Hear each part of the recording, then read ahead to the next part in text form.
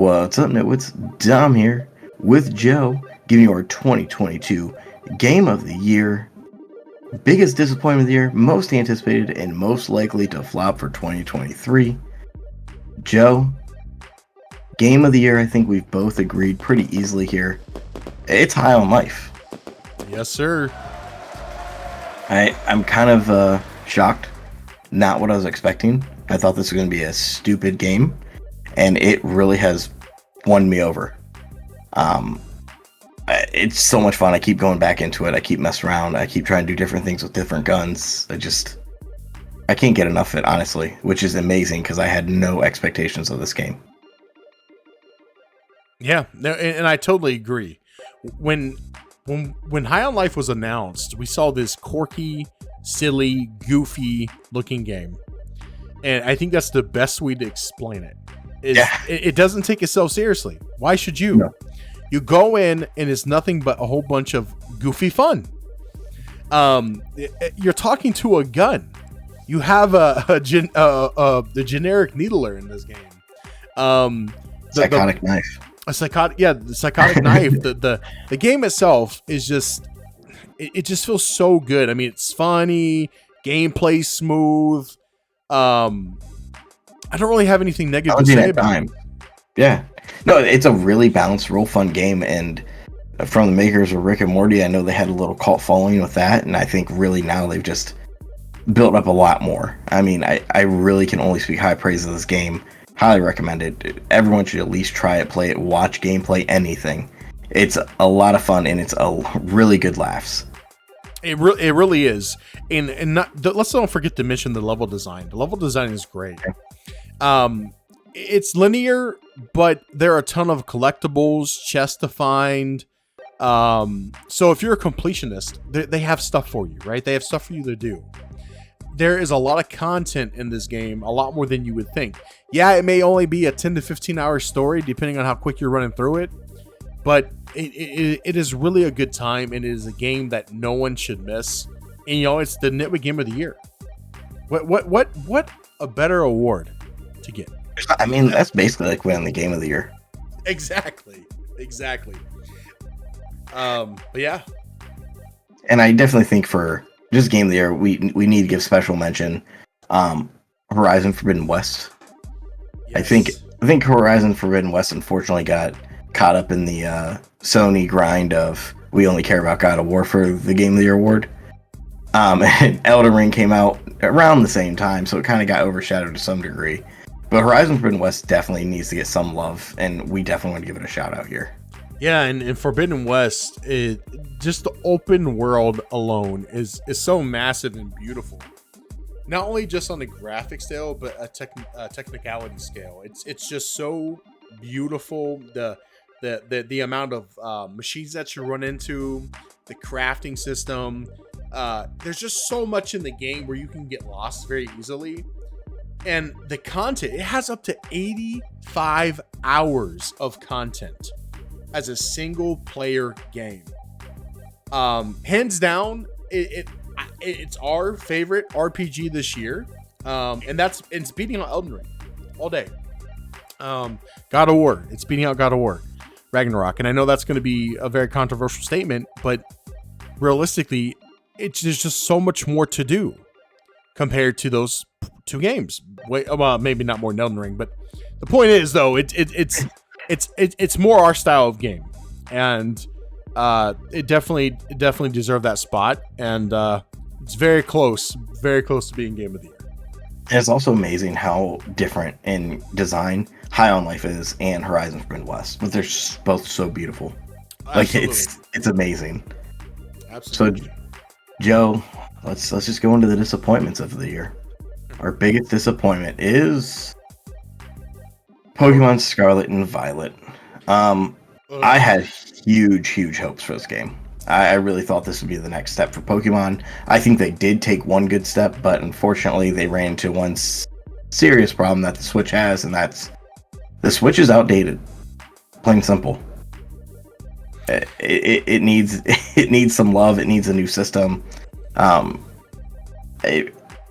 It's choppy. It's wonky. It's sometimes fun, but it's just unfortunately, for Pokemon Scarlet and Violet, it's just not what it should be. At this point in the timeline of playing games, of playing Pokemon, we should have a much better, much more polished version of any Pokemon game that comes out.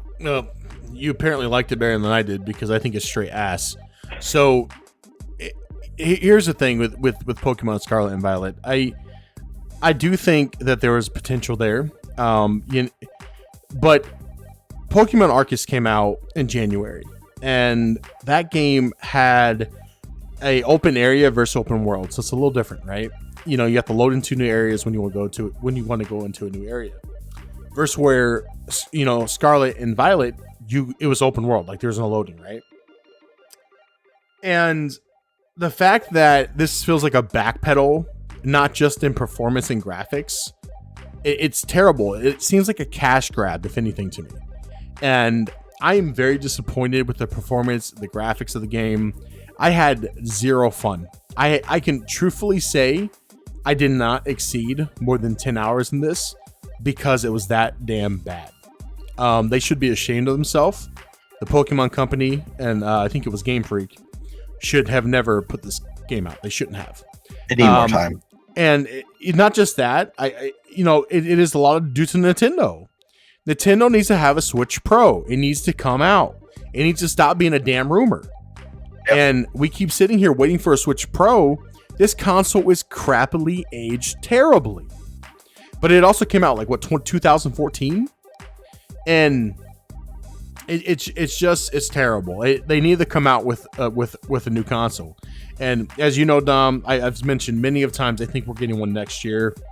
I truly think that Nintendo has a gold mine on their hand. Okay, they have some of the best IPs out there, but if you're not giving the developers something to work with, what could you expect?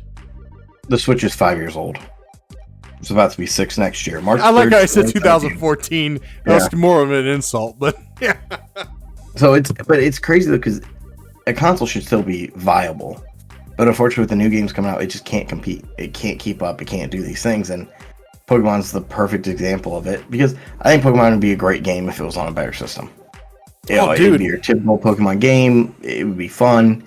I think their multiplayer is terrible, but it's interesting to say nothing else. But it's just you sit there and you're like, what more can you do? Because you can't keep pumping out games for the Switch and be like, oh, yep, we're going to be great, because it's not fixing the main issue with the Switch. Yeah, definitely. And I think the multiplayer is more than terrible, because that's when a lot of the bugs start popping in too. Yeah. Is when you launch it with somebody else or they come into your game. Like the amount of pop-ins and then the disappearing, running into the map glitches, it's absolutely terrible. Yeah, it's just crap. And I'll go ahead and just announce the runner-up. Gotham Knights. Gotham Knights. So I think for this one, I think we both can agree we had a lot higher expectations for it. It's an okay game, right? And that's what it is. It is an okay game. But from the trailers that we saw, we were expecting Rocksteady Studios performance, right? That's what we saw in the trailers that were very deceiving. Those were the expectations set. Right, exactly. And I think that's some of our biggest issues with this, is that we were truly hoping for more like an Arkham style game, because that's what we saw. I mean, Dom, do you agree? Any different? Anything you want to add there? No, I think Gotham Knights I had really high hopes for. I don't hate it. It's a good game. That's it. I don't think it's worth $60. I don't think it's worth $70. Get it on sale if you can. It's a good game, but that's disappointing, because I really did think it was going to be Game of the Year. Yeah, or not Game of the Year, but a candidate at least. It could have done something. Hands down, but they failed on so many levels, not just graphically, but the amount of bugs at launch. I mean, it's Cyberpunk all over again. The amount of bugs, the graphics were heavily downgraded. How does the 2013 Arkham Knight game look better than a 2022 launch? That should not have been the case. But nonetheless, it was definitely one of our biggest disappointments, and very sad to say. I'll go ahead and jump into most anticipated. 2023, yeah. And hey, do you think anyone can guess what it is? No. All right, Not never listened to us before. A Hogwarts Legacy, and we also added Diablo 4. So Hogwarts Legacy is probably not a surprise to anyone because we've talked about it many times in many of our quickies and podcast, and we're just so excited that we were only literally 41 days away from actually having Hogwarts Legacy in our lied 38 days away if you got the deluxe or collector's edition. 38 days away from having this game in our hands. And we are super ecstatic just for Hogwarts Legacy. I don't think there needs to be an explanation for that one. Now Diablo 4. We're huge Diablo fans. We're super geeked for it. The new open world. I mean, they've always been open world, but the fact that this one has world bosses, it seems like it's more of a community-driven game where you're interacting with more than just your party. I think is a good way of putting it. It seems like what we've seen so far, not just graphically, but gameplay-wise, it looks like it's going to be a banger. Again, huge fans of Diablo 1, 2, and 3, and the fourth one coming out in June. Knock on wood. Hope it doesn't disappoint, but super, super excited for it. Dom, you want to add anything to this? Yeah, I'm just happy to get something that's not Diablo Immortal. So I'm looking forward to it. I think you hit everything perfectly. You said it. It looks new. It looks improved. It looks like they've actually made real improvements. It's not going to be the same thing, copy paste. So I think there are a lot of things to look forward to. Plus, I just love Diablo. Yeah. It's such a fun series, such a fun franchise. So can't wait to get back into it. Touch on Hogwarts Legacy. I mean, what more is there to say? Like, we grew up with Harry Potter. Like, that's like a bread and butter of ours. So a game that like we saw literally 5 seconds ago or 5 seconds of in like 2015 is finally coming to life. So really excited for that as well. But Diablo 4 it looks good. It plays the part, like everything makes sense right now. So it like can't wait to get back in there. Yep. Super excited. And Joe, what's most likely to flop next year?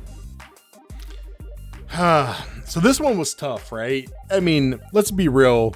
It's 2022. A lot of games are going to flop. We have high expectations, even though we should have low expectations. But Dom, I'm going to let you take this one. Okay.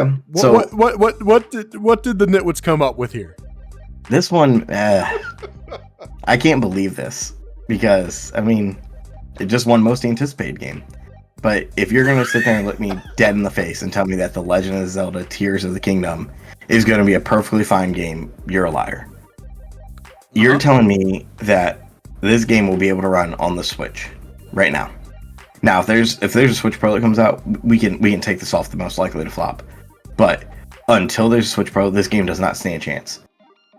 The game is going to be way too hard on it. It is going to have the same problems that they're going to run into with Pokemon Scarlet and Violet. In fact, the best thing to happen for the Switch in general is if this game comes out and it flops because the Switch can't run it, and Nintendo realizes, like, oh crap, we need to push this out like now and get something out there. Yeah.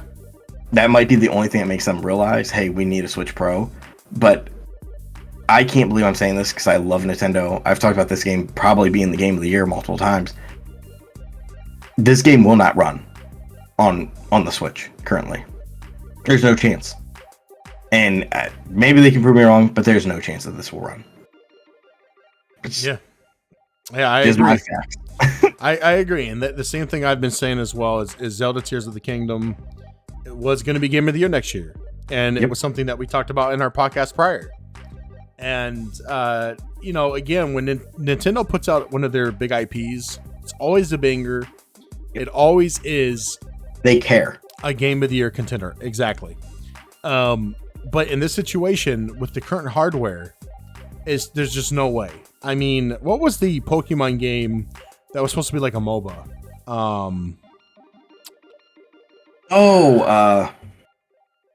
The 3 lanes. Oh my goodness. I can't think of it. Well, the fact that was stuck at 29 frames per second. Pokemon Unite, yeah. 29 frames per second when you're playing that game, because it shows you the top right-hand side what you were running at on the Switch. And then that should have been an indicator right there to Nintendo. that the hardware has aged, and they need to come out with something new. And not just that too. The Switch doesn't even play past 720p, which is very low HD. It's not 1080. Doesn't come in at 900p. It doesn't come in at 1080, 2K, 4K. It is running below 720 half the time, which is just terrible. Cool. And it is complete dog shit. It just tells me Nintendo is losing their touch. I'm sorry. I mean, when the Switch first came out, it was running all the games that came out with it at the time, like Mario Odyssey, just fine. But we're now in 2022. They're behind in console. They've always done their own thing. They always have. But the point being is, if it doesn't come out next year and Zelda does launch, it's not going to run. As much as this game does have the chance of being Game of the Year, if it was on, let's say a Switch Pro, it would be Game of the Year. I don't think there's no doubt. And in many people's mind, even though our Game of the Year will be Hogwarts Legacy no matter what. Okay, we want Hogwarts Legacy to triumph over Zelda all day. Yeah. But realistically, just the way the devs are and the fans of our Zelda, I can't see Zelda losing. But if Zelda does, which it should, because Hogwarts Legacy is going to be better. Yeah, it is very sad to say, but yeah, it's not going to look too good for Nintendo if no console comes out within the next 6 months. No, I mean, you can't argue that. That's why I look at it. Like, there's no way to get around this. In any relevant recent Switch game, it can't compete anymore, and it's not fair to put this up with games that are running on better systems, on PCs, PS5s, Xbox. Like, you can't compete. And I don't know if this is more like a cry for like Nintendo to actually do something, because this is going to flop if not. Yeah. And that kills me to say, because Nintendo doesn't normally have this problem. But hey, we'll wait and see. 2023 could be a fun year. It could be. Or it could be a complete disappointment like 2021, 2022 with gaming. But hey, what do we know? We know nothing, Dom. Jon Snow. That's what I was going to say. That's what you I know was nothing, thinking. Jon Snow. No. But alright, Nitwits. If you made this far in the video, please like and subscribe. Let us know what your game of the year was, your biggest disappointment, the most anticipated for 2023, and your most likely to flop. As you know, high on life for game of the year, biggest disappointment, Pokemon Scarlet and Violet, most anticipated, Hogwarts Legacy, and most likely to flop, The Legend of Zelda Tears of the Kingdom, or as Joe calls it, Breath of the Wild 2. It's true. It's Breath of the Wild 2. It basically is. But anyways, that's for another time. All right, Thanks for listening, Nitwits. Peace, love, and chicken grease. Happy New Year!